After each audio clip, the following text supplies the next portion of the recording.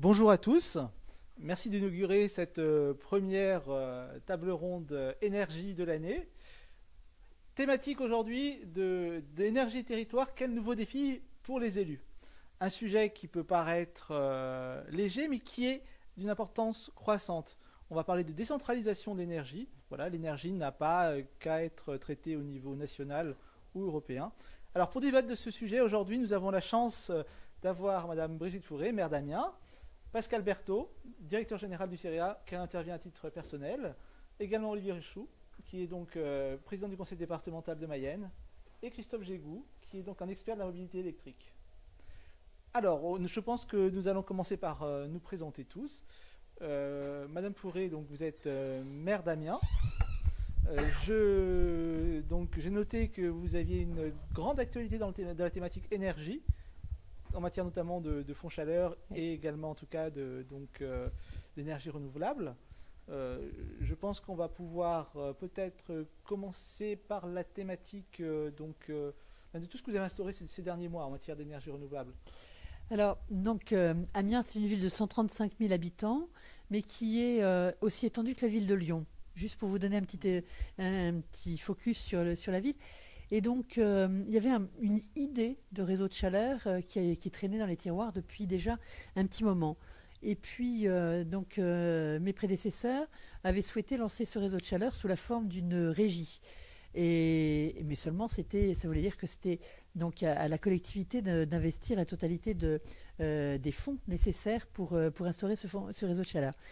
Et donc, quand je suis arrivée en mairie en 2014 avec toute mon équipe, on a souhaité, nous, s'appuyer plutôt sur ceux qui savent constituer techniquement un réseau de chaleur et surtout ceux qui savent le commercialiser. Parce que déjà, mes prédécesseurs avaient essayé de le commercialiser, mais alors ils avaient dit, voilà, on va faire un réseau de chaleur. Et quand, par exemple, le directeur d'un pôle de clinique privée leur disait, mais combien ça va nous coûter l'énergie? Ah ben, on ne sait pas. Et oui, mais est-ce qu'on est assuré que 365 jours par an, ça fonctionnera? Oh ben oui, mais voilà. Donc nous, on s'est dit, c'est pas la bonne méthode. Donc on a souhaité s'adosser à des personnes dont c'est le métier en fait de procéder à l'énergie. Donc on a lancé une procédure et on a créé ce qu'on appelle une CEMOP, une société d'économie mixte à opération unique. Et à l'issue d'une procédure sur laquelle je reviendrai si vous voulez, mais c'est un peu technique, c'est peut-être pas le lieu ici, eh bien c'est Engie Cofeli qui a été retenu. Et donc dans la CEMOP qui était constituée, Engie Cofeli est majoritaire, 51%, la Caisse des dépôts et consignations à 15% et la ville d'Amiens à 34%. Et donc on s'est lancé dans un réseau de chaleur. Je le dis avec mes mots, parce que moi je ne suis pas du tout spécialiste, je ne suis pas ingénieur du tout. Donc en fait, moi j'appelle ça une boucle qui traverse toute la ville. Ça suppose de gros travaux. Et donc, parce qu'il faut passer des tuyaux sous la chaussée. Et ça n'est pas neutre. On l'a fait en même temps qu'un réseau de bus à haut niveau de service. Donc, on a fait d'une période de coût pour les travaux. C'est pas plus mal parce qu'on ne gêne les gens qu'une seule fois. Mais quand même. Donc, une boucle qui traverse toute la ville, qui raccorde des chaufferies existantes de notre office HLM, par exemple, mais qui rejoint aussi des éléments qui sont des bâtiments publics, des lycées, donc avec la région, un pôle de clinique privée, etc. Enfin, je vous en passe, des copros privés aussi, une nouvelle ZAC, qui va du coup pouvoir bénéficier de ce système. Et donc au total, c'est 19 000 foyers qui vont être reliés. Et la première saison de chaud va avoir lieu là cet hiver. Donc 19 000 foyers, c'est un petit tiers des foyers amiénois. Donc ça n'est pas neutre quand même. Et donc, ça veut dire qu'on a passé aussi, je dis comme ça parce que je pense qu'il faut que chacun prenne conscience des désagréments, qu'on a passé sous la chaussée parfois 2 tuyaux de 50 cm de diamètre. Ah oui. Donc, voilà, on peut peut-être situer un petit peu les problèmes de circulation, etc., pendant un certain temps.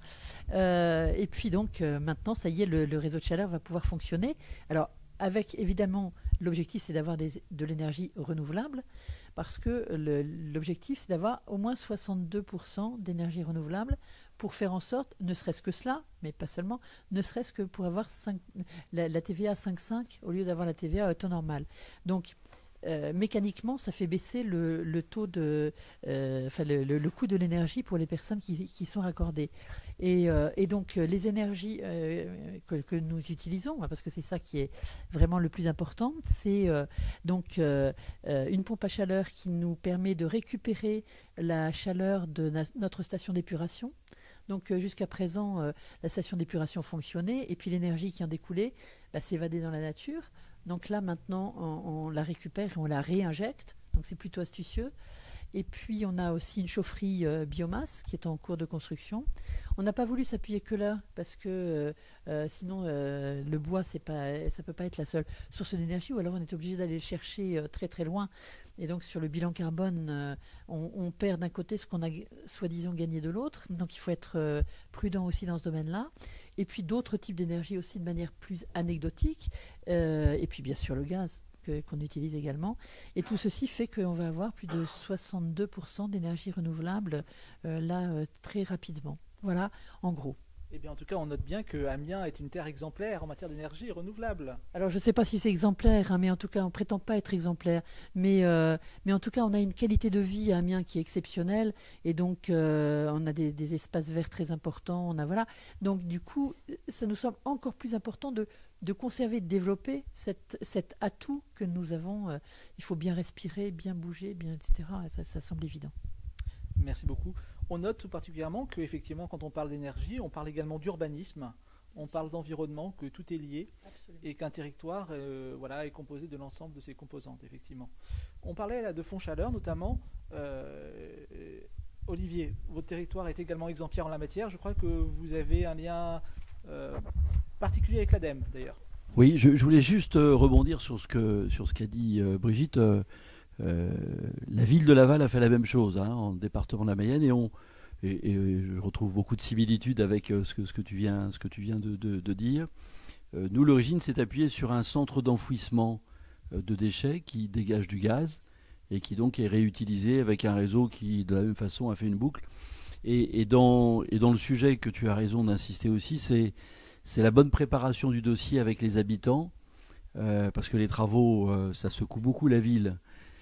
Et donc il faut peut-être choisir la bonne période pour le faire et si possible tout faire en même temps, mais c'est très efficace parce qu'effectivement c'est une énergie qui permet auprès de nos concitoyens de leur passer des messages en même temps sur les bonnes pratiques et voilà, une fois que c'est mis en place, je vois aussi dans un département rural comme le mien, grâce à nos relations avec l'ADEME, ce que tu évoquais, dont on a réussi à nouer un partenariat pour être le correspondant de l'ADEME pour le fonds chaleur. Donc toutes les opérations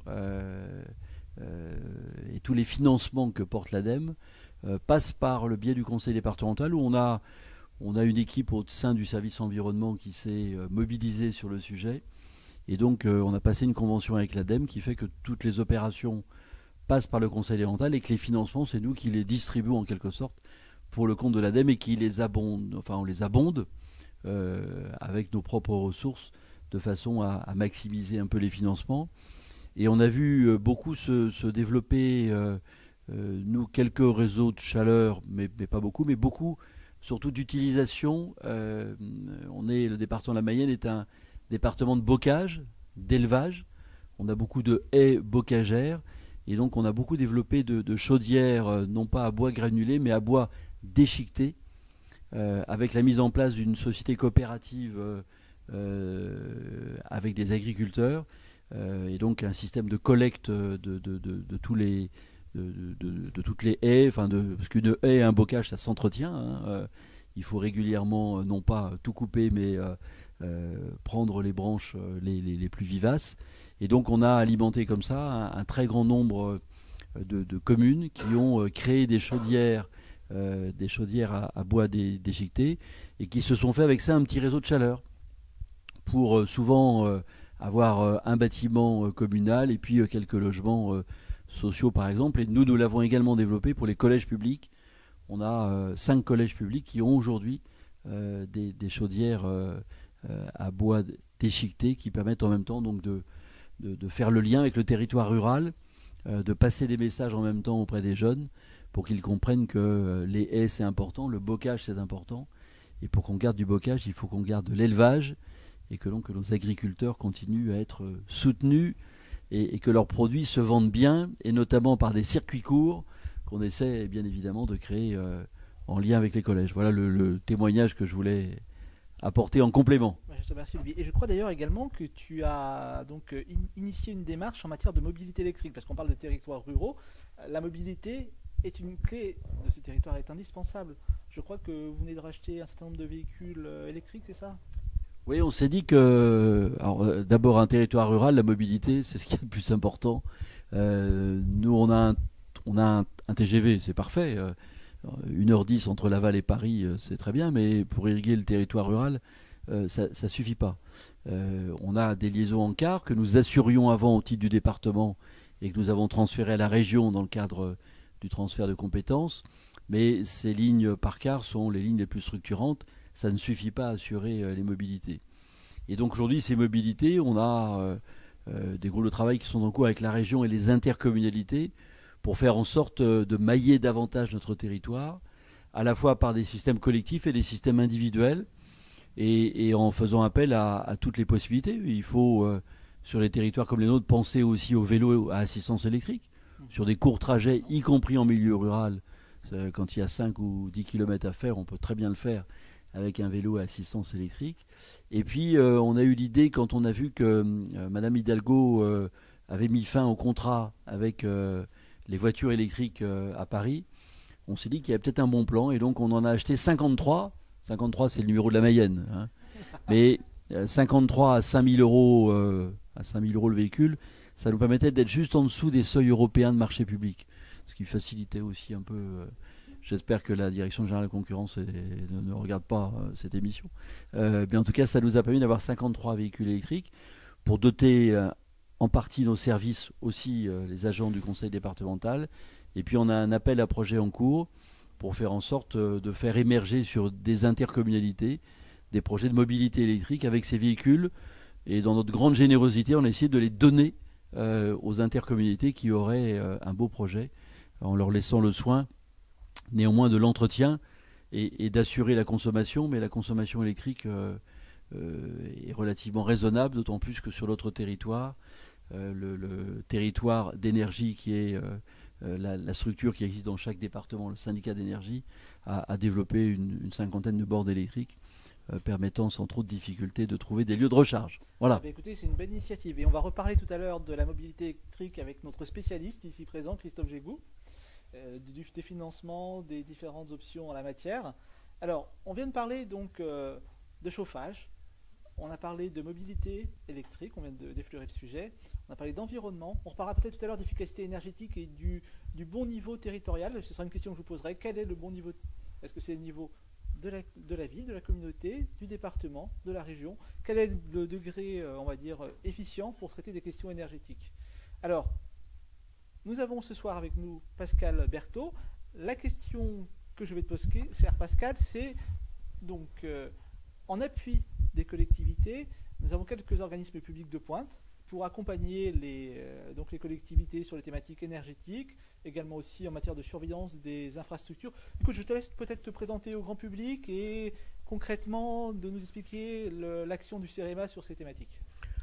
Oui, et puis traiter un peu ces sujets-là. Alors donc je suis Pascal Berthaud, donc directeur général du CEREMA. Le CEREMA, c'est un organisme public qui a rassemblé finalement un petit peu toute l'expertise publique qui pouvait exister sur les sujets d'aménagement du territoire. Donc les questions d'infrastructure, bien sûr, les questions d'environnement, les questions d'urbanisme, etc.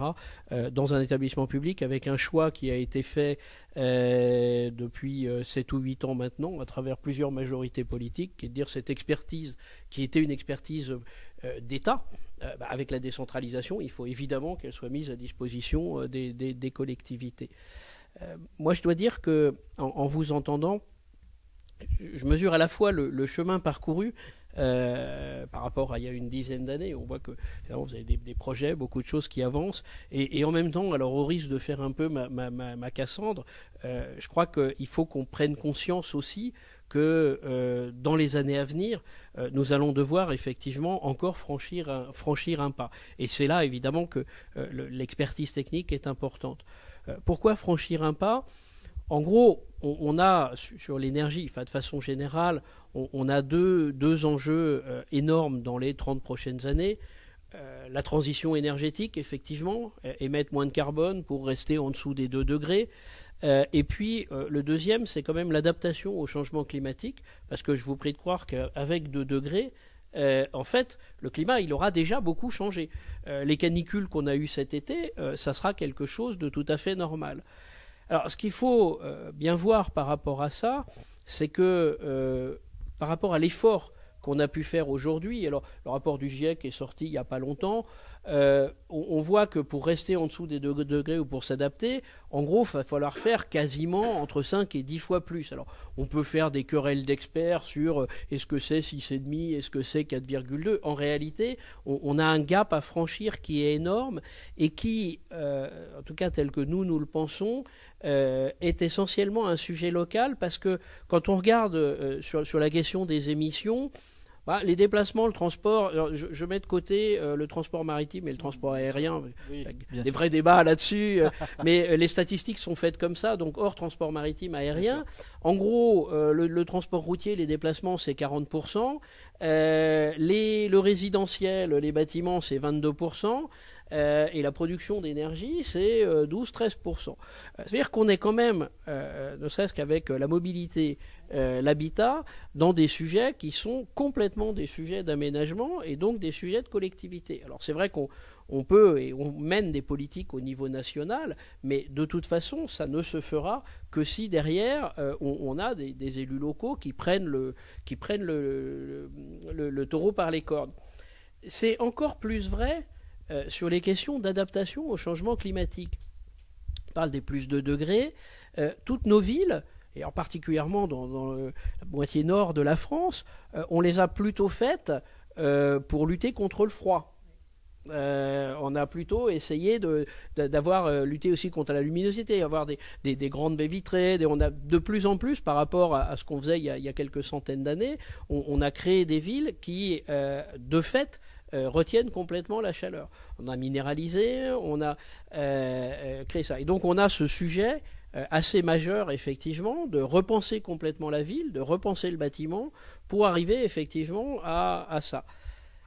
Je précise d'ailleurs que ça joue sur évidemment les infrastructures. Alors tout le monde pense, voilà, réseau de chaleur, on commence par ça, infrastructures sur la mobilité. Ça passe aussi par un changement des comportements, notamment sur les bâtiments.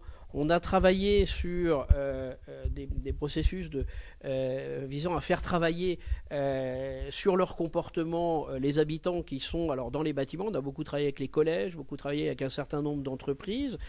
Et en réalité, on s'aperçoit que rien que par un certain nombre de changements de comportement, on arrive à faire une économie d'énergie de l'ordre de 15 à 20%. Pour des montants relativement faibles. Évidemment, il faut mesurer in situ ce qui se passe, etc.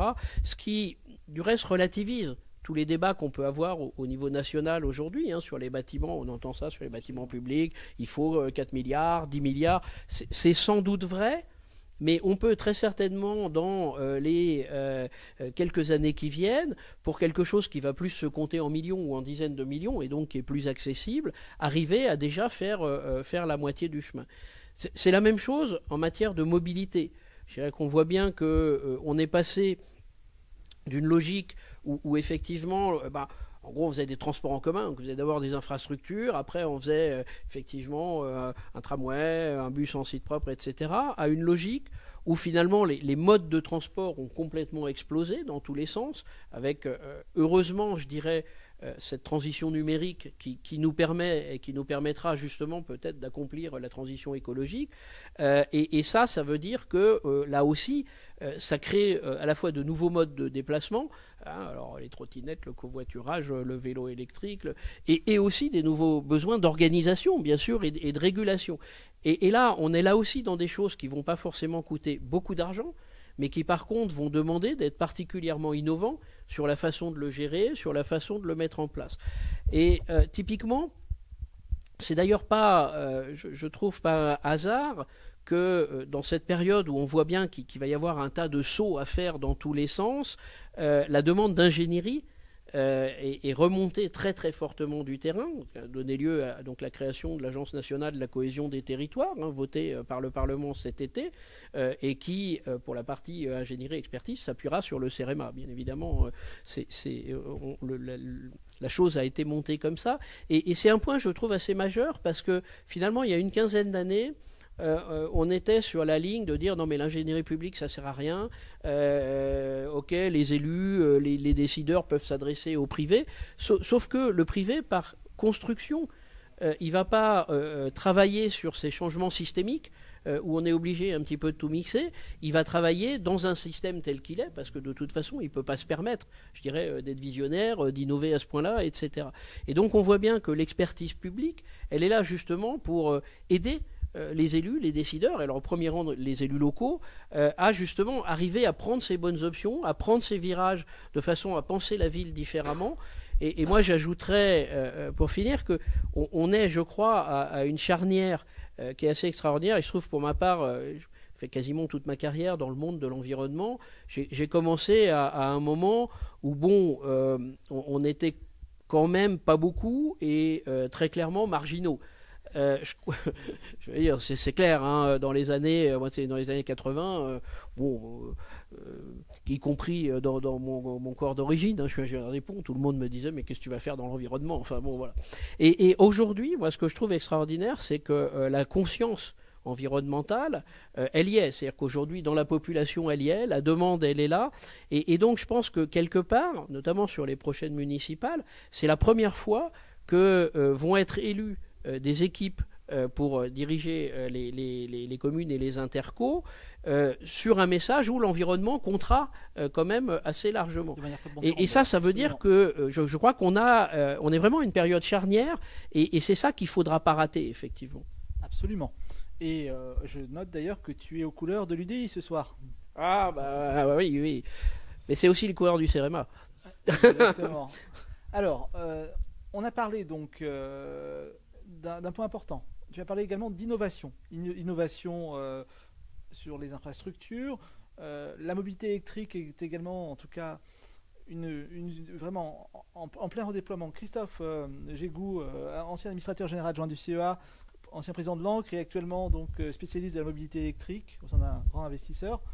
Christophe, j'aimerais avoir ton sentiment sur les leviers en matière de mobilité électrique pour les territoires. Merci en tout cas de m'inviter. Je suis très heureux d'être là. Je ne suis pas là pour faire de la publicité pour mon fonds d'investissement. Je pense que la mobilité électrique, je suis là pour témoigner. Enfin, aujourd'hui, un acteur privé, comme le fonds qui m'emploie, fait le pari de la mobilité électrique de manière massive. C'est pas si évident. En réalité, le secteur privé n'investit pas des sommes très importantes aujourd'hui dans les infrastructures de charge. Il faudra bien avoir des chargeurs pour que la révolution de la mobilité électrique se déroule. Alors, aujourd'hui, cette révolution-là, elle est en marche. Elle va complètement transformer toutes nos villes. Il y avait 3 millions de véhicules fin 2017, 5 véhicules électriques rechargeables, 5 millions à fin 2018, et on va finir l'année 2019 à 8 millions de véhicules. Donc on est dans une période d'explosion du nombre de véhicules électriques sur les routes. 55% du total est en Chine.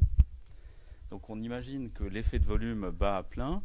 Et la conjonction de cet effet de volume et des progrès techniques qui ont été faits, j'ai travaillé quelques années au CEA, le prix des batteries par kilowattheure a été divisé par 100 depuis les années 90 et par 10 depuis les années 2000. Même si la tendance se calme un petit peu aujourd'hui, on atteint quasiment la parité de coût avec le véhicule thermique. Alors, certains la positionnent en 2025, d'autres un peu avant.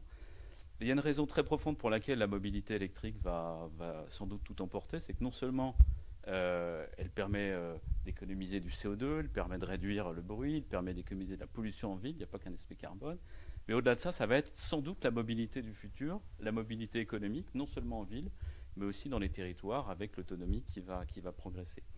Et je trouve que face à ça, ça reste assez compliqué pour un acteur privé d'investir sur ces nouveaux usages. Pourquoi ? Parce que quand vous êtes un investisseur privé, eh bien, vous allez convaincre des banquiers de vous prêter de l'argent dans de bonnes conditions si possible pour pouvoir réaliser vos investissements. Et les banquiers nous disent, bon ben voilà, quand je regarde les rues, il n'y a quand même pas beaucoup de véhicules électriques aujourd'hui sur les routes.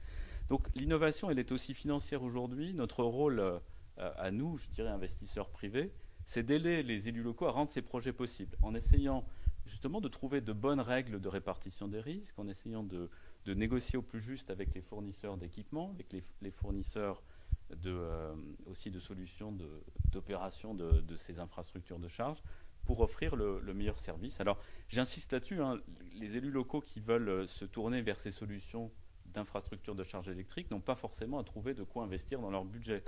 La solution, c'est de dire vous pouvez accéder au domaine public pour installer vos solutions de charge, et puis de confier aux mieux-disants le soin de réaliser ces investissements.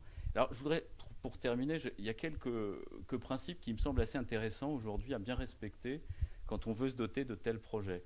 Le premier principe, c'est de rester sélectif. Moi, je trouve qu'il n'y a rien de pire que d'installer des bornes et qu'il n'y ait personne devant pour se charger.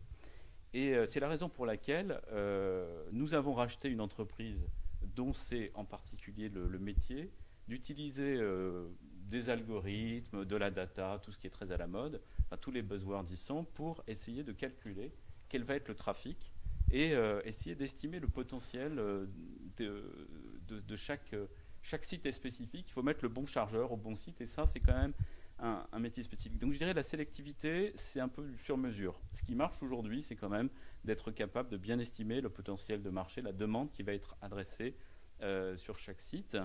Et je pense que ça dépend aussi évidemment de la démographie, du type de population qui habite chacun des quartiers, des pratiques de charge, des pratiques de consommation. Et c'est un élément très important. La deuxième chose que je trouve intéressante, c'est de garder un principe d'interopérabilité. C'est-à-dire, quel que soit le système de paiement que les gens ont, il faut qu'ils puissent se charger. Je trouve que c'est quelque chose sur laquelle nous, on a beaucoup travaillé pour qu'on puisse payer avec une carte bleue.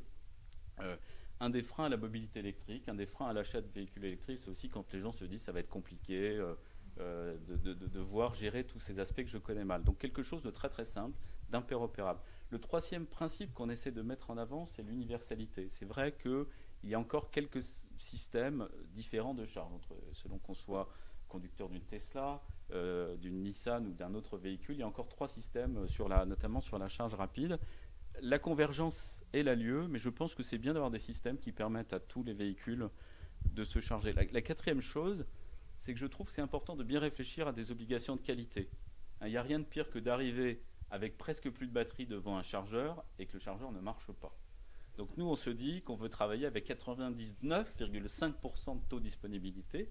Pour que la mobilité électrique elle soit vraiment agréable, il faut qu'on soit à peu près sûr de pouvoir se charger quand on arrive devant un chargeur, qu'on puisse savoir sur une application si le chargeur est libre ou déjà occupé. Je pense que c'est quelque chose de très important. Et rassure-toi, Eric, je vais conclure par le cinquième point qui me semble important aussi, c'est de réfléchir à la modularité. Parce que les projections de l'Agence internationale de l'énergie, c'est 30% de véhicules électriques à l'horizon 2030. Alors, c'est dans 10 ans et demi, c'est pas tout de suite, enfin 10 ans ça passe vite. Si on se retrouve soudainement avec 30% de véhicules électriques dans nos villes, dans nos campagnes, la transformation va être radicale. Et donc, installer quelques bornes de recharge qui ne couvrent que le besoin actuel n'a pas forcément de sens si on ne réfléchit pas à la suite, si on ne planifie pas, en quelque sorte, ce que va être le devenir de la mobilité électrique. Alors, je me place dans l'hypothèse qu'elle va arriver. Moi, je suis absolument persuadé que, compte tenu de la massification de la production des voitures, des progrès sur les batteries, des progrès aussi, on en parle moins, sur l'électronique embarquée à bord. Hein, les véhicules sont des ordinateurs sur pattes, bourrés d'électronique.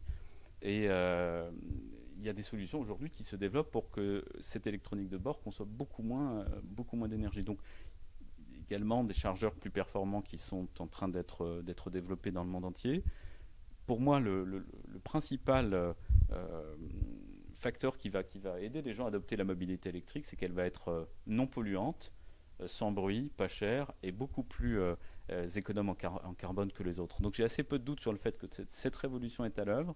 Je pense que c'est vraiment un sujet pour effectivement nos élus de préparer, de planifier cette révolution. Et je pense que c'est aussi au secteur privé de prendre ses responsabilités et de structurer une capacité d'investissement dans les infrastructures dont on a besoin. Je trouve ça assez frappant que dans un monde où les taux d'intérêt sont nuls ou négatifs, on n'ait pas davantage, je dirais, d'investissement dans ces solutions d'avenir. Et je pense que c'est par manque de structuration aujourd'hui de cette filière-là, mais je suis très optimiste sur le fait que c'est en train de progresser. Merci beaucoup, Christophe. Peut-être un commentaire? Alors, voilà, donc on parle souvent donc, des collectivités, mais je pense qu'en matière de politique territoriale, il faut également replacer le citoyen au cœur du dispositif. Aujourd'hui, nous avons un public nombreux et je pense que nous allons pouvoir, si certains d'entre vous ont des questions à poser à nos invités, on va pouvoir commencer le jeu des questions et des réponses. Quelqu'un veut poser une question? Écoutez, en tout cas, oui, monsieur. Bonjour, monsieur Gelez, je suis en recherche d'un emploi en ce moment. J'avais une question à propos de l'électrique. Est-ce qu'il ne faudrait pas aussi faire informer un petit peu plus les gens sur les véhicules électriques, parce qu'il y en a pour beaucoup, c'est quelque chose d'assez vague, ils ne connaissent pas trop, et peut-être leur expliquer les véhicules qui correspondent mieux à certains usages. Je vais prendre un exemple. Les véhicules électriques sont très performants pour des petits gabarits. Enfin, c'est ce qu'un constructeur sur l'île de la Réunion m'a appris. Peut-être leur expliquer dans quel cas c'est une très bonne affaire. Par exemple, ce ne sera pas forcément une très bonne affaire pour quelqu'un qui fait énormément de route. Et ce sera une meilleure affaire pour quelqu'un qui en fait globalement juste pour aller au bureau et pour revenir. Et est-ce qu'il ne manque pas aussi un petit peu ces explications un petit peu techniques qui sont malheureusement un peu nécessaires pour que les gens puissent se positionner au mieux? Moi, je roule en véhicule électrique depuis 6 ans. Donc c'est un sujet que je connais bien. Je pense qu'on est au début de l'histoire et qu'effectivement, il n'y a sans doute pas assez d'offres aujourd'hui différenciées et puis sur des budgets qui restent malheureusement élevés. Je pense que le modèle va évoluer. Sans doute aujourd'hui se développeront davantage des solutions de véhicules en location, alors qu'aujourd'hui souvent le véhicule électrique est acheté et le budget est lourd pour un particulier. Et on aura, je crois, aussi beaucoup plus de voitures en autopartage électrique, parce que on se rend compte que, notamment dans les jeunes générations, et vous en faites partie, j'en profite pour dire qu'en Mayenne, on a 15 000 postes non pourvus. Donc si on peut vous aider à trouver un travail à 1h10 de Paris en TGV, c'est bien volontiers. Mais pour revenir au sujet de l'électrique, je pense que l'usage de la voiture est un usage qui va devenir de moins en moins individuel et qui va être de plus en plus partagé. On le voit y compris chez nos collaborateurs qui sont quelquefois habitués à avoir leur véhicule de service. Au département de la Mayenne, on a instauré le partage des véhicules de service avec un système de réservation. Ça fonctionne très bien. Donc je crois que là, il y a une démocratisation qui va se mettre en œuvre de l'usage du véhicule, et notamment de l'usage du véhicule électrique, parce qu'on n'a pas besoin tous les jours d'un véhicule, et on acceptera de plus en plus de le partager. Et l'électrique, à travers ses coûts de consommation voisins de zéro, moi, le premier véhicule électrique que j'ai eu, en 5 ans, j'ai dépensé 150 € chez le garagiste.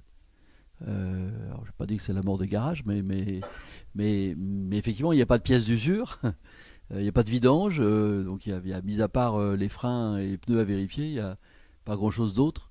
Et donc, je pense que c'est des coûts qui deviennent de plus en plus raisonnables et qui peuvent se partager. Et les jeunes générations aujourd'hui sont de plus en plus prêts à partager leurs véhicules, il y a sans doute moins un sentiment d'appropriation et de propriété que des gens peut-être de ma génération ont davantage intégré par leur histoire. Je continue sur ma question dans ce cas-là. Est-ce que ça vaudrait peut-être pas aussi le coup d'expliquer aux gens le coût réel d'une voiture finalement ? Puisque souvent sur l'électrique, ce qui arrête un petit peu les gens, c'est le prix initial. Mais finalement, sur la vie d'une voiture on va généraliser peut-être à 10 ans, sur des petites voitures, finalement, ça revient à peu près à 60 000 €, même pour les gens qui voudraient en posséder une. Et finalement, c'est ce que coûte une voiture thermique avec tout l'entretien qui est quand même assez lourd et qui devient de plus en plus rigoureux. Et voilà. Oui, je pense que à travers notamment les systèmes d'autopartage et de location qui peuvent exister, on arrive à des coûts très raisonnables aujourd'hui. Il y a une fiscalité un peu plus légère également. Alors c'est vrai que pour attirer davantage, comme beaucoup de pays d'Europe du Nord, peut-être qu'on peut aussi aller plus loin. Et peut-être que ça peut être des propositions que peut porter l'UDI à un moment donné. Moi, je pense par exemple qu'on devrait avoir des péages sur les autoroutes adaptés pour les véhicules électriques. Je pense que les sociétés d'autoroutes aujourd'hui ont une capacité financière à absorber peut-être quelques recettes en moins. Et qu'aujourd'hui, pour favoriser le développement de l'électrique, on pourrait par exemple avoir des péages gratuits. Ça serait une façon d'encourager par exemple le développement de l'électrique. Pascal et Brigitte ont des choses à dire sur le sujet. Alors, pour aller dans la droite ligne de ce que vient de dire Olivier, moi j'étais tentée de dire, y compris dans nos villes, on peut aussi réfléchir à des tarifs de stationnement différents dans les parkings en surface ou dans les parkings en ouvrage. Pour les véhicules électriques, ça peut être aussi une façon d'inciter les personnes à prendre plutôt un véhicule électrique. Alors il faut mesurer parce que l'idéal c'est quand même on pousse plutôt les gens à prendre des transports en commun en ville que la voiture. Mais quitte à prendre la voiture, autant avoir une voiture électrique. Puis je voulais dire aussi que la mobilité, c'est la voiture électrique, mais pas que.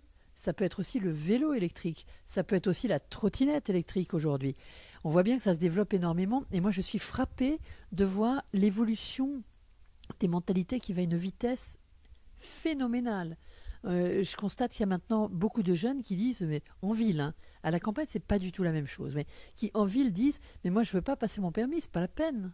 Bon, je pense que c'est pas nécessairement, ils n'ont pas nécessairement raison, mais voilà. Ou alors, même ceux qui ont le permis, ils ont le permis, mais ils se disent, non, moi je n'achète pas de voiture parce que ça va me coûter les frais d'entretien et ça va me coûter ensuite un parking, un garage, que sais-je encore. Je préfère utiliser une voiture quand j'en ai besoin et à ce moment-là, je la loue ou j'utilise autopartage ou j'utilise des systèmes de ce genre.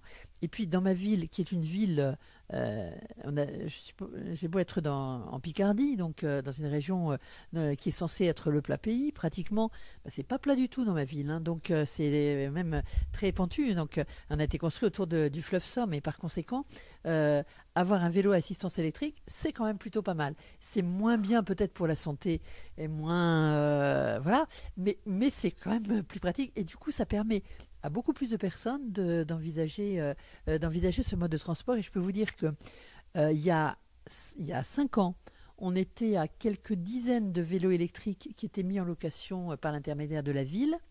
Aujourd'hui, on est à 1000 vélos électriques en location grâce à un système qui dépend des transports en commun. Je vais vous dire que ça se développe beaucoup aussi, donc je pense que c'était important de le signaler, mais pour autant, j'entends ce que vous dites sur la voiture, évidemment. Ouais, je suis complètement d'accord avec tout ce que vous avez dit, et je crois qu'en plus, ce qui est bien, c'est qu'on a aujourd'hui maintenant des technologies qui permettent d'adapter la ville. On peut adapter les voiries selon l'heure de la journée pour donner plus de place au vélo ou plus de place à la voiture. On sait reconnaître de façon automatique les voitures qui sont covoiturées, enfin celles où il y a un minimum 3 personnes dedans et pas, etc. C'est-à-dire qu'on a aujourd'hui toutes les technologies qui permettent justement derrière de définir localement la politique pour favoriser à tel ou tel moment tel ou tel aspect. Ça, c'était le premier point que je voulais évoquer. Le deuxième, qui me semble majeur, c'est vrai que une des façons d'arriver à convaincre les gens, c'est bien de donner des avantages, y compris des avantages financiers. Clairement, c'est vrai que ça marche plus que dans l'autre sens, de taxer les autres. Alors on l'a vu avec les gilets jaunes.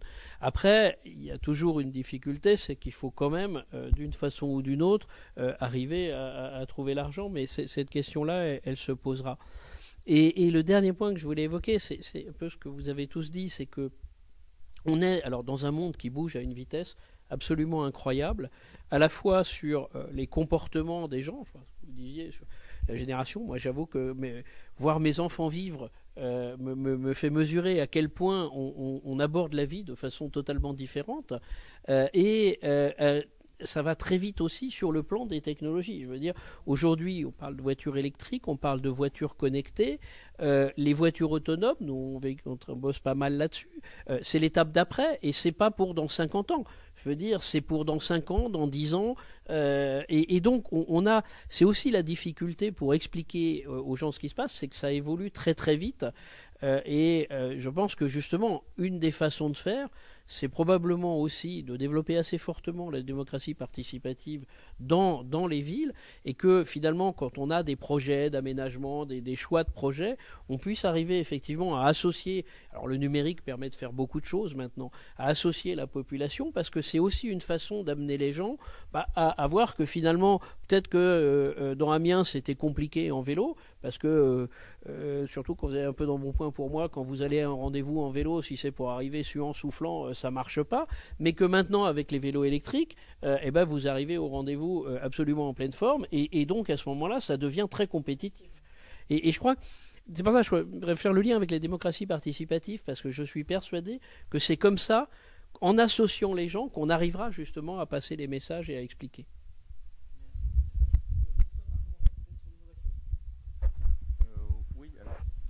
Moi, je pense qu'effectivement, le sujet du coût total de la mobilité entre voiture thermique et voiture électrique, vous avez posé la question très directement.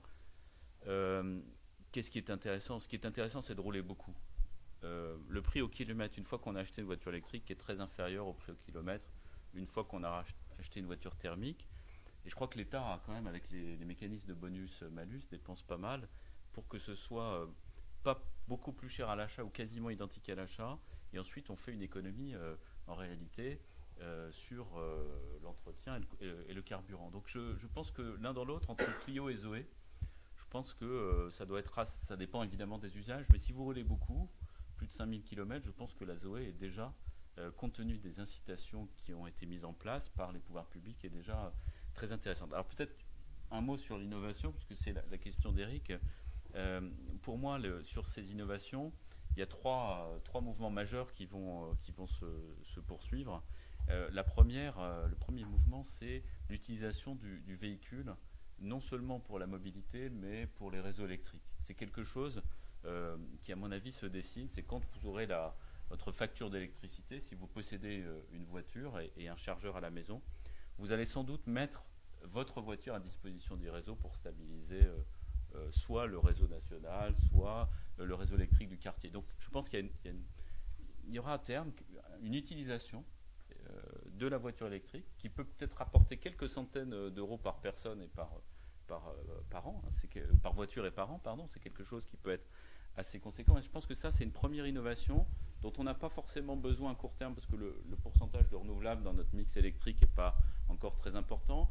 Mais pour des réseaux très décarbonés du futur, très massivement mobilisés sur le solaire et l'éolien, qui sont des énergies intermittentes, je pense que le véhicule électrique va connaître une deuxième révolution. Je pense qu'il y a l'évolution évidemment du véhicule autonome. Si on se place du point de vue, je ne sais pas à quel horizon tu voulais que je parle d'innovation, mais à 10 ans, je pense qu'on aura une mobilité partagée électrique et autonome. Donc je pense que très probablement en ville, on réservera sur une application un taxi électrique autonome sans chauffeur. Ça va arriver un jour. Alors c'est peut-être triste en termes d'emploi. Ça pose question sur la destruction d'emplois que ça peut créer, mais on voit que c'est quand même une tendance très forte aujourd'hui d'optimiser un transport public qui soit individualisé.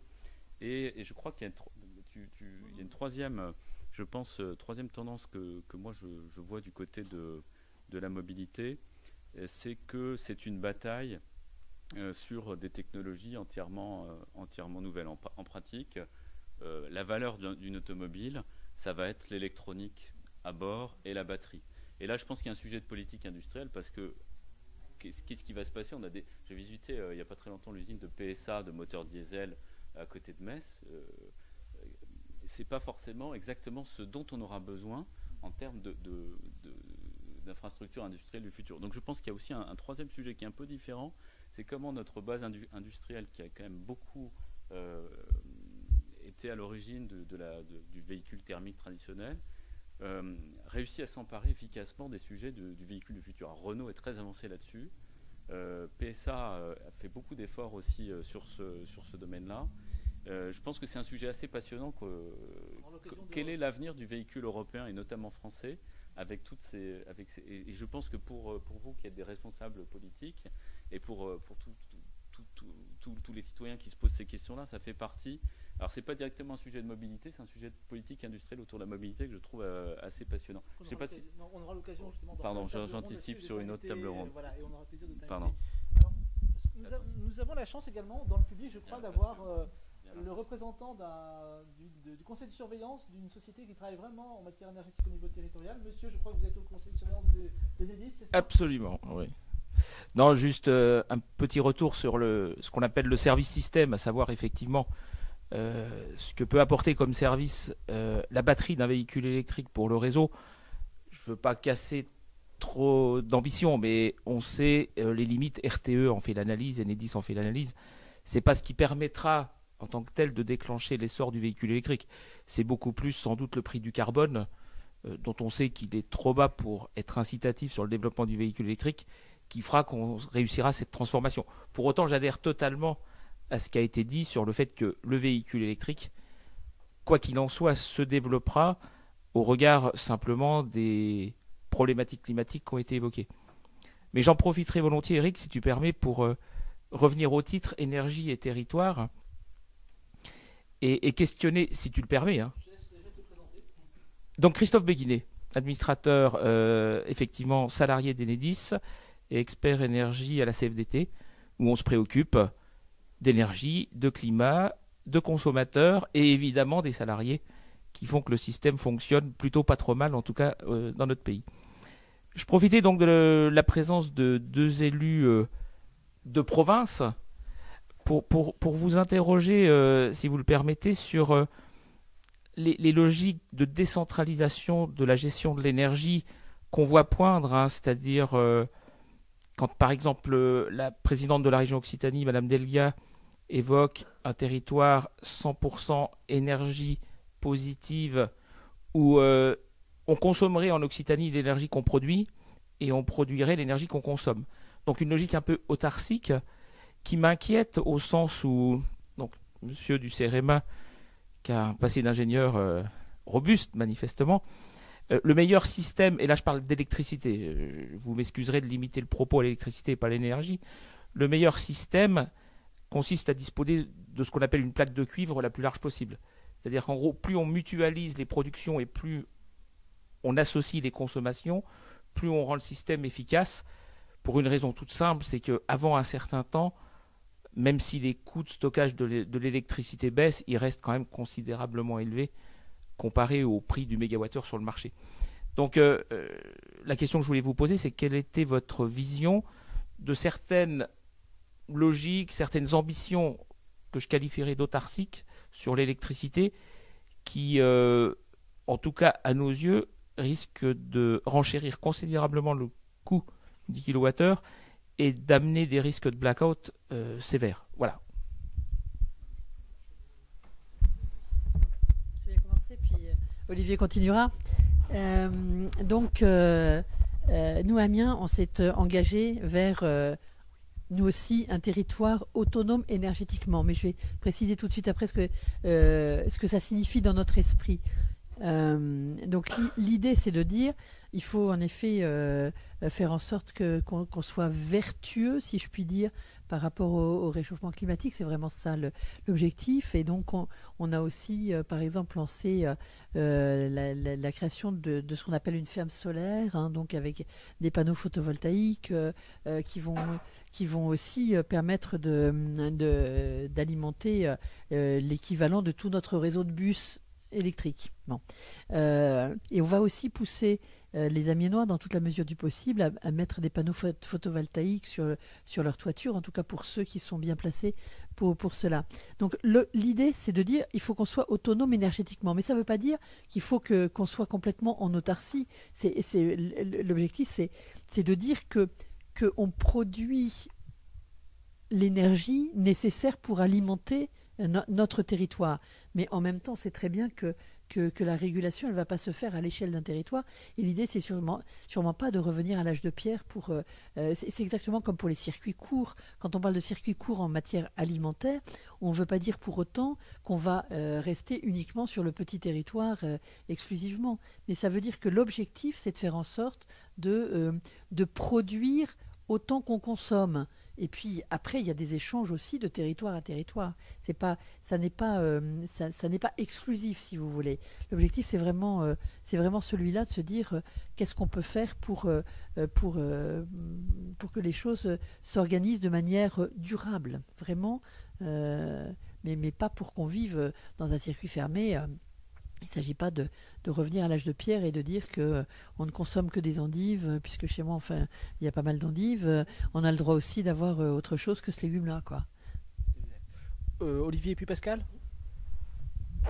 Oui, moi je rejoins ce que vient de dire Brigitte, bien évidemment. Il ne s'agit pas de faire l'EDF de la Mayenne, hein, et d'avoir chacun sa société de production et de revente d'énergie. Mais il s'agit, chacun à notre mesure, sur nos territoires, de faire en sorte d'utiliser les énergies renouvelables. On a cité le solaire. Dans un département d'élevage comme le nôtre, on travaille beaucoup sur la méthanisation. Hein. La méthanisation est une source importante d'énergie. L'éolien, peut-être qu'en baie de Somme, il y a un peu plus de vent qu'en Mayenne, mais il faut faire attention au paysage, là. Hein. Donc il y a un juste équilibre à trouver pour le domaine de l'éolien.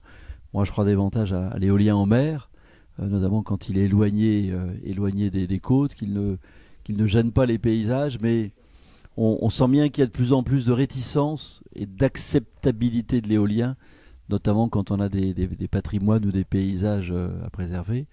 Et puis, on a en Mayenne une petite source électrique supplémentaire.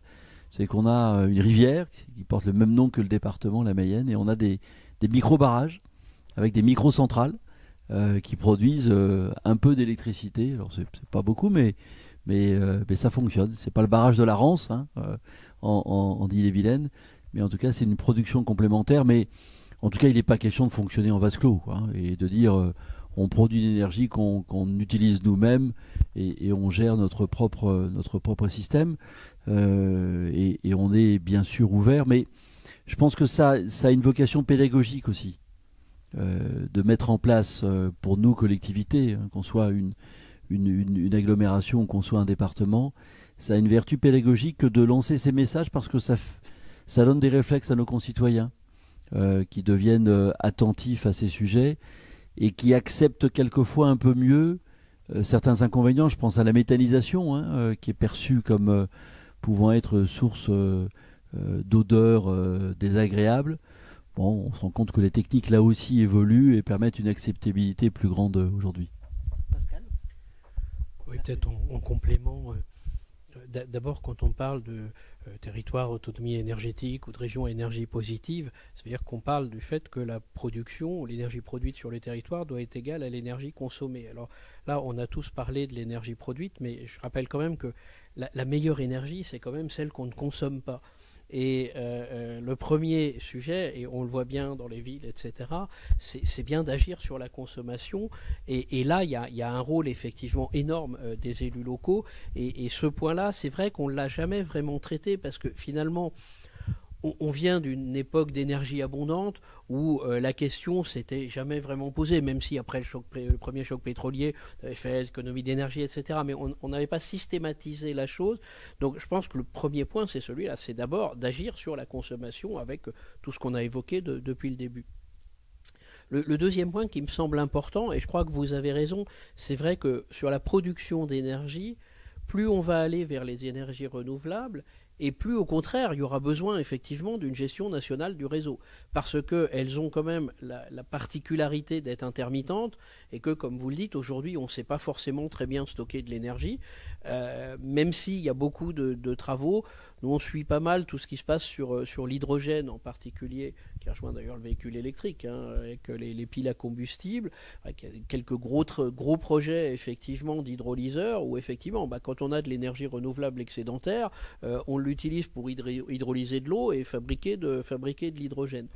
Donc, et ça, évidemment, ça suppose une gestion nationale. Donc, je suis assez d'accord avec vous. C'est-à-dire que plus on va vouloir aller vers des énergies renouvelables, et plus il va falloir effectivement avoir une gestion nationale du réseau.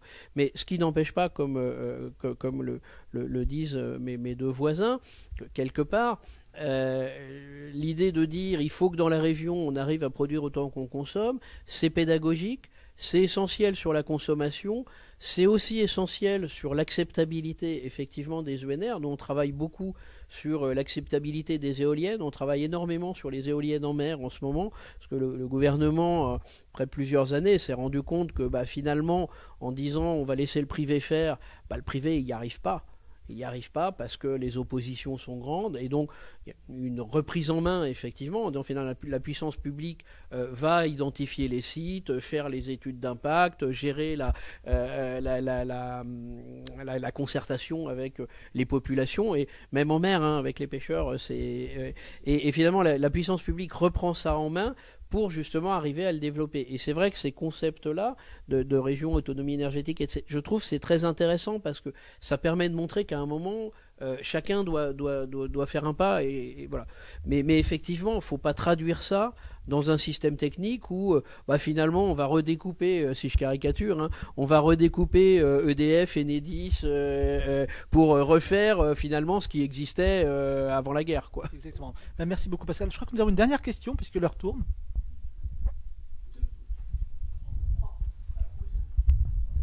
Bonsoir, j'avais une question concernant l'usage professionnel du véhicule électrique par rapport aux bornes de recharge et du temps de recharge.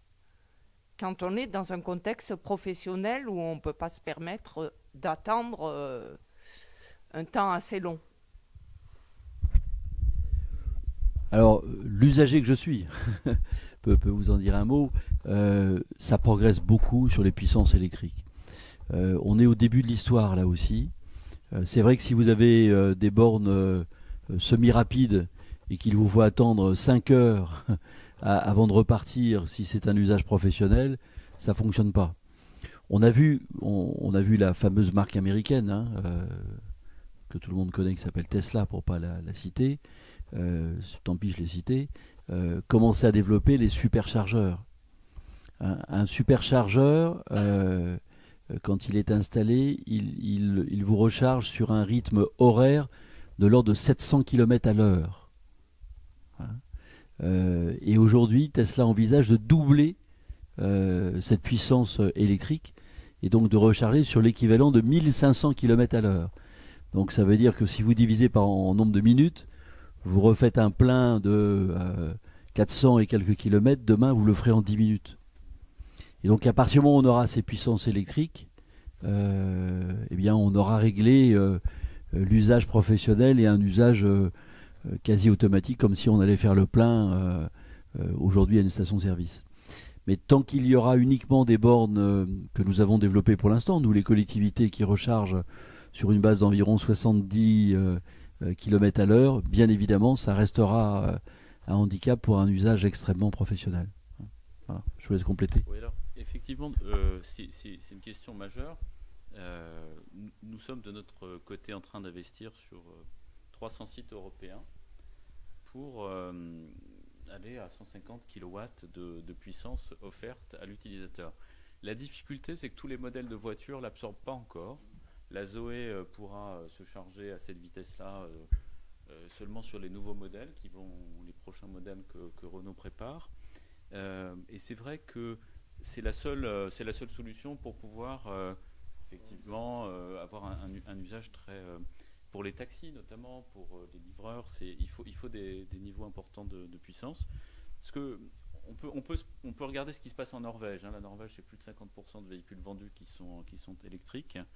Et l'équilibre qui se dessine, c'est entre 15 et 25% de points de charge publics avec des niveaux de puissance élevés, donc des charges rapides. Et puis le reste, l'essentiel, 80%, c'est des charges à la maison et au bureau qui se font pour lesquelles on n'a pas besoin de chargeurs rapides, puisqu'on peut les laisser pendant la nuit ou pendant les horaires de bureau. Mais c'est cet équilibre-là qu'il faut maintenir.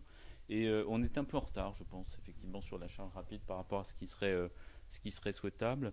Nous, notre sentiment, c'est que ce sont des projets tout à fait investissables. Aujourd'hui, un acteur peut tout à fait décider d'installer de la charge publique rapide en France, en Allemagne, au Portugal, aux Pays-Bas, et générer un retour tout à fait correct pour les épargnants ou les investisseurs qui apporteraient les fonds au démarrage. Pardon d'être bavard. Non, au contraire, c'est passionnant. Alors, très rapidement, les dernières questions, puisque l'horloge tourne. Monsieur, je vous laisse vous présenter. Oui, bonsoir, Bernard Tremblay, de l'UDI depuis de nombreuses années, ancien ingénieur de l'Alstom. Tout à l'heure, vous avez, à un moment donné, reparlé de la jonction entre les projets qui deviennent des projets industriels et qui peuvent être industrialisés, et puis les projets, l'intégration de ces projets au niveau de l'État et l'intervention de l'État. Et la question rebondit sur un début de l'exposé, enfin, où vous parlez des problèmes d'ingénierie et de la prise en compte à la fois de l'ingénierie, mais en fait, globalement, des projets. On pourrait dire des projets, puis il y a des projets industriels, mais on voit bien que le projet industriel dont on a parlé là, ici, ont une part industrielle, mais une part qui n'est pas du tout industrielle, qui est une question d'organisation de la société, etc. Donc par conséquent, ces projets, aujourd'hui, comment s'organise et sait s'organiser l'État pour, sur une décision qui est « on va faire », de pouvoir décliner un projet qui nécessairement va de manière transversale sur N structures qui dépendent de N ministères pour pouvoir le coordonner, le piloter, mesurer les effets et s'organiser aussi avec les industries. C'est, je crois, toute la difficulté, effectivement, de la période actuelle, où on voit bien dans tout ce qu'on évoque depuis tout à l'heure, c'est d'une complexité infinie, et ça se complexifie à chaque fois un petit peu plus. C'est vrai que ce qu'essaye de faire l'État aujourd'hui, c'est de bâtir ce qu'on pourrait appeler des programmes nationaux territorialisés, c'est-à-dire avec cette idée de dire on se donne un certain nombre d'objectifs et on va aller demander à chacune des collectivités de venir sur ces projets, ce qui permet, alors en apportant évidemment de l'appui, notamment celui du CEREMA, de l'appui financier bien sûr, mais ce qui permet effectivement, j'allais dire, de faire masse et d'être capable effectivement, lorsqu'on dit on veut développer le véhicule électrique, ou etc., de rentrer dans cette logique. Alors évidemment, c'est plus compliqué qu'avant, si j'ose dire, où on disait l'État fait tout de façon centralisée. Sauf qu'on en a vu les limites. On en a vu les limites parce que décider depuis Paris la façon dont on va déployer le véhicule électrique à Amiens ou en Mayenne, fondamentalement, justement à cause de cette complexité, en réalité, à un moment, ça ne marche plus. Et donc, c'est vraiment ce pari de la décentralisation, avec d'ailleurs un gros débat sur l'acte 3 qui va avoir lieu, et qui est comment on fait vraiment pour la faire fonctionner mieux, et finalement pour arriver à mixer exactement ce que vous dites, à la fois à un niveau national, parce qu'à un moment, si on veut développer l'industrie, il faut développer les marchés, etc., etc. Donc à la fois une logique nationale et une logique locale. C'est bien ça qu'on est en train d'essayer de mettre en place, et typiquement le fait d'avoir sorti des services de l'État, en gros la capacité d'expertise, d'ingénierie, d'en avoir fait un établissement public et de le mettre à disposition des collectivités, c'est vraiment ça le sens de la chose. Fait que nous considérons qu'en fait, nous sommes un organisme mutualisé entre l'État et les collectivités locales. et que c'est comme ça que ça doit marcher, parce que l'État est légitime à mener des politiques et les collectivités locales sont légitimes à mettre en œuvre des politiques.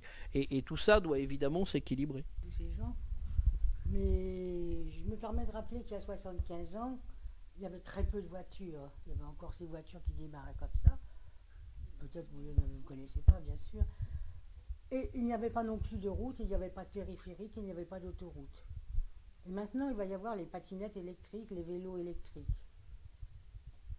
Vous pensez pouvoir intervenir pour faire changer, comment dirais-je, les routes, parce que les routes ne sont pas adaptées à ces circulations. Que ce soit dans les campagnes, dans les villes ou autres, je ne vois pas très rapidement comme ça va se faire. Circuler beaucoup plus de patinettes et de choses. Les routes ne sont pas adaptées à cela. Et par exemple, moi je suis venue à Paris, je suis parisienne, normande et picarde. Et là à Paris, il y a un bout de temps que je n'étais pas venue. Et très rapidement, il y a beaucoup plus de vélos et de patinettes qui circulent. Et alors dans un sens, dans l'autre. Non, mais je crois que vous avez complètement raison. C'est-à-dire que pendant longtemps, on a eu une infrastructure, des routes, et puis derrière, voilà. Les usages se sont développés dessus, y compris le transport en commun d'ailleurs. Hein, je veux dire, on a des routes et puis on voit comment. Oui, je vais y venir. On a des routes puis on voit comment les gens circulent dessus. C'est vrai que maintenant, voilà, vu tout ce qui se développe, on a effectivement, on est obligé de repenser, si vous voulez, la façon de faire les routes. Ce que je disais tout à l'heure, ça passe par des choses du style être capable de faire varier, si vous voulez, l'affectation de la route selon les heures de la journée, par exemple, entre les vélos, les trottinettes et les voitures. C'est des routes que l'on est capable d'équiper. Par exemple, pour parler à des véhicules autonomes ou des choses de ce type-là, c'est des routes qui peuvent aussi servir d'infrastructure de recharge. Là, c'est pour un peu plus tard, ça se travaille. Mais vous avez complètement raison. Ça oblige à changer complètement la façon de faire, parce que finalement, pendant 75 ans, on a eu quelque chose qui était toujours dans le même principe, même si alors on avait des petites voitures, c'est devenu des voitures plus modernes, on a mis des bus, mais le système était toujours le même. Là, le mélange devient quelque chose d'assez compliqué et ça impose à repenser la façon de faire la route, c'est clair. Hein. Moi, je pense que la voiture a évolué et les routes ont évolué en même temps. Avant, il n'y avait pas d'autoroute, pas de périphérique. Maintenant, Juste. Mais est-ce que ça va se faire aussi pour les... Ah bah oui. Juste en pas les périphériques, mais Olivier. Le système pour... Juste en complément, il n'y a pas un élu aujourd'hui qui ne pense pas à faire une piste cyclable quand il réaménage une route. Et les pistes cyclables, c'est pour les vélos électriques parce qu'on se sent plus en sécurité quand on est aussi sur une chaussée un peu séparée, et pour les fameuses patinettes. Et on est tous en train de regarder, notamment dans les centres-villes, malheureusement un peu contraints parce que l'urbanisation est là, eh bien de privilégier par moment des rétréchissements de chaussées. Alors, quand on peut le faire varier, c'est encore mieux pour favoriser en toute sécurité des moyens de transport un peu plus doux. Moi, je dis en complément de ce qui vient d'être dit, que je partage évidemment en totalité. C'est en fait, pendant des années, la voiture, c'était le symbole de la liberté. C'est avoir une voiture, c'était oui, vraiment le fait de pouvoir se déplacer facilement, comme on voulait, quand on voulait, à l'heure qu'on voulait. Voilà. Et aujourd'hui, ça devient une contrainte. Et ça devient une contrainte parce que c'est cher à l'achat et c'est cher pour se stationner, c'est cher pour tout. À chaque fois, on est obligé de payer. Bon. Et donc, du coup, c'est ça qui donne aussi un intérêt supplémentaire, indépendamment même de l'aspect développement durable, qualité de l'air, etc., etc. Et quand on regarde nos villes, on constate que jusqu'à présent, il y avait pratiquement 90% de l'espace public qui était dédié à la voiture. Alors qu'on n'avait quand même pas 90% de personnes qui se déplaçaient en voiture. On avait aussi beaucoup de piétons. Donc là, en fait, cette transformation nous oblige à repenser nos espaces publics d'une autre façon et du coup à dédier des trottoirs beaucoup plus larges, voire à ne plus faire de distinction entre le trottoir et la chaussée, pour faire en sorte que la priorité soit clairement dédiée, je parle des villes, et clairement dédiée à ce qu'on appelle les modes doux de déplacement. Et je crois que c'est vers ça qu'on va. Hein. Par exemple, je vais vous donner un exemple très précis. Je viens de prendre la décision dans ma ville, sur l'hypercentre, de limiter à 30 km/h toutes les rues. Si j'avais décidé ça il y a 5 ans, on aurait hurlé. aujourd'hui, zéro remarque. Tout le monde est d'accord. Tout le monde trouve ça normal. Voilà. Donc les mentalités évoluent à une vitesse, encore une fois, vertigineuse. Merci beaucoup. Nous arrivons donc au terme de cette convention sur l'énergie des territoires, les nouveaux défis. On vient de se rendre compte clairement que les territoires sont au cœur de ces défis en matière de mobilité, en matière d'urbanisme. On a peu parlé ce soir de rénovation énergétique, mais cette thématique, on va en reparler, on va la creuser. On a parlé de nouvelle mobilité, cette façon aussi d'appréhender des solutions pour les citoyens. On a eu la chance ce soir d'avoir deux élus vraiment tête de proue sur ces thématiques, d'avoir également le représentant d'un établissement public qui est vraiment à la pointe également de l'innovation et de l'appui à ces collectivités qui portent de nouvelles solutions.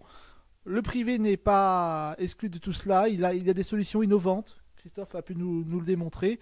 Je vous laisse à chacun 1 minute pour conclure cette table ronde sur énergie et territoire, les nouveaux défis. Madame Fauré. Voilà. Difficile de conclure parce que je pense qu'il n'y a pas de conclusion. On est plutôt à une étape. Oui. Mais que dire que au fond, les modes de déplacement se diversifient énormément et qu'il faut qu'on soit à la hauteur, nous les élus, et que peut-être c'est à une échelle au-delà de nos territoires stricto sensu. Hein. C'est pas à l'échelle seulement de ma ville que je pense qu'il faut repenser les déplacements, mais à l'échelle du bassin d'emploi. Et là, ça pose une difficulté parce qu'il faut qu'on se mette d'accord entre élus sur un territoire qui est assez grand, qui n'est pas le département, hein, qui est en deçà, bien entendu. Mais je pense que c'est à l'échelle d'un bassin de vie qu'on peut penser les déplacements pour penser davantage le covoiturage, les parkings relais, l'utilisation du chemin de fer. On a oublié de parler bien sûr, mais on ne va plus retrouver peut-être autant de gares qu'on en a eu par le passé, mais il ne faut pas oublier aussi les voies ferrées qui peuvent être également un mode de déplacement vertueux et intéressant et utile. Merci beaucoup. Pascal. Moi, je crois que on est effectivement à un tournant dans l'aménagement, dans la gestion des villes, où finalement on avait pendant longtemps finalement fait de l'espace public sans trop se poser de questions, et où maintenant on est obligé de gérer les villes en fonction des usages qui bougent d'ailleurs beaucoup. Alors, on a beaucoup parlé de mobilité, on aurait pu parler de nature en ville, des sujets qui va venir, y compris sur les questions thermiques, hein, avec les îlots de chaleur, etc. Et on voit bien qu'on va être obligé de repenser l'aménagement de la ville de façon totalement différente, parce que les usages ont complètement évolué. Et ça, je crois que on est à cette période charnière où, pour moi qui ai commencé dans le monde de l'environnement, c'est vrai qu'il y a 5 ans, il y a 10 ans, la prise de conscience ou l'attente des citoyens n'était pas très forte sur ces sujets-là. Aujourd'hui, on voit bien qu'elle est majeure. Il suffit d'ouvrir un journal pour voir qu'on a ça tous les jours. Et donc, c'est vrai que ça va imposer, je trouve, une capacité d'innovation, une capacité créatrice de la part de tous les élus et des gens qui les appuient absolument énorme. Olivier. Deux sujets devant nous. Le véhicule autonome, c'est clair, hein. Demain, vous l'avez dit, il y aura des taxis autonomes dans les 5 ans qui viennent, j'en suis sûr, qui nous mèneront d'un point A à un point B. Et puis deuxième aspect auquel il faut qu'on commence à penser, c'est l'espace aérien. Tout se passera plus au sol. L'homme volant qu'on a aperçu le 14 juillet, c'est une réalité. Les drones, c'est une réalité. Et donc demain, on utilisera aussi, non pas l'espace de la Lune, mais à peut-être 10 ou 15 mètres du sol pour se transporter et se mouvoir. Et donc il faut commencer à préparer, y compris nos espaces publics par rapport à ça, même si on est là sur une échelle de temps un peu plus lointaine. Merci à la Mayenne. Christophe. Oui, peut-être pour dire, je crois que c'était aussi un peu mon rôle ce soir, finalement ces sujets de mobilité électrique et plus généralement tous ceux qu'on a abordés sont un peu à la convergence entre une logique de service, une logique marchande, de service à la mobilité. C'est un service qu'on offre, les gens peuvent se déplacer d'un point A à un point B. Je pense qu'à l'avenir, on aura beaucoup de services autour de cette mobilité. On peut avoir des contenus dans un futur taxi électrique autonome, on peut avoir beaucoup de sujets autour de la mobilité électrique, on peut imaginer beaucoup de services, et en même temps c'est une occupation de l'espace public. Donc c'est un objet qui est par nature très intriqué entre des services nouveaux, beaucoup de... je le dis avec beaucoup de modestie, je ne connais pas très bien la ville de New York, mais apparemment Uber a engorgé New York, parce que finalement les gens, au lieu de prendre le métro, se sont tournés de manière très massive vers les nouvelles technologies, vers Uber, vers la mobilité comme un service.